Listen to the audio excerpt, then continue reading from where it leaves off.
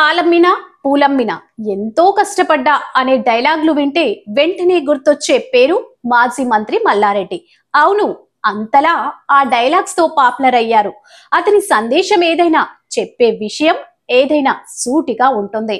నిజాన్ని కుండ బద్దలు కొట్టి చెప్పేస్తారు బీఆర్ఎస్ ప్రభుత్వంలో మంత్రిగా చేసిన మల్లారెడ్డి. చూడు, రాజకీయంగా బీజేపీ వైపా, తెలుగుదేశం వైపా లేక టీఆర్ఎస్ వైపా కాదు. నేను ఇప్పుడు టీఆర్ఎస్ లో ఉన్నా.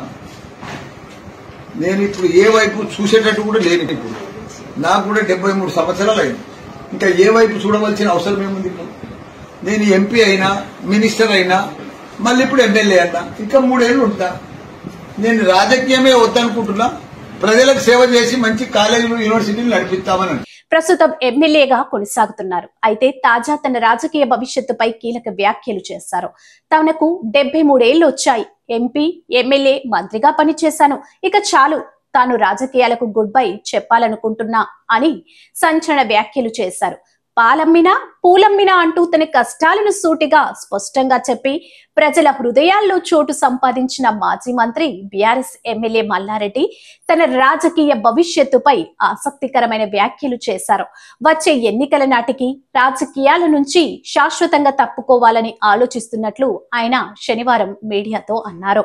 రాఖీ పండగ సందర్భంగా తన కార్యాలయంలో విలేకరులతో మాట్లాడిన మల్లారెడ్డి తనకు 73 సంవత్సరాలు వచ్చాయని చెప్పారు.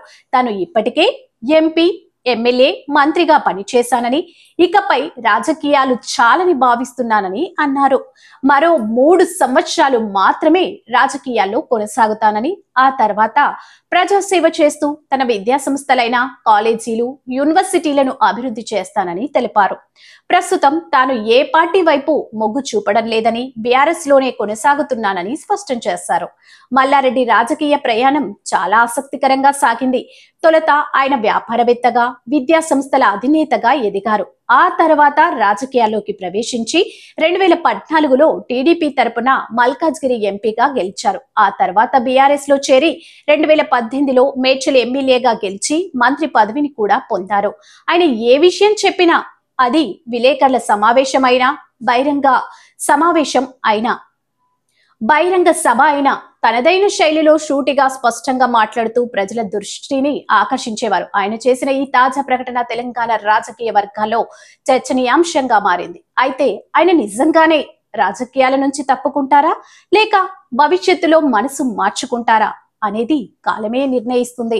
మల్లారెడ్డి చేసిన ఈ వ్యాఖ్యలు బీఆర్ఎస్ పార్టీకి షాక్ ఇచ్చాయని చెప్పవచ్చు. బలమైన ప్రజా బలం ఉన్న నాయకుడు పార్టీని వీడితే అది పార్టీకి నష్టం కలిగించవచ్చు. మరోవైపు ఈ వ్యాఖ్యల వల్ల కొత్తగా రాజకీయాల్లోకి రావాలనుకుంటున్న వారికి అవకాశాలు లభించవచ్చని భావిస్తున్నారు.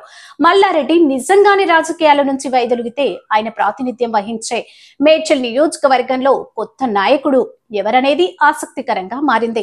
మల్లారెడ్డి నిర్ణయం వెనుక వ్యక్తిగత కారణాలతో పాటు ప్రస్తుత రాజకీయ పరిస్థితులు కూడా ఒక కారణమై ఉండొచ్చని రాజకీయ వర్గాలు అంచనా వేస్తున్నాయి. లైక్ చేయండి, షేర్ చేయండి, ఇప్పుడే సబ్స్క్రైబ్ చేయండి.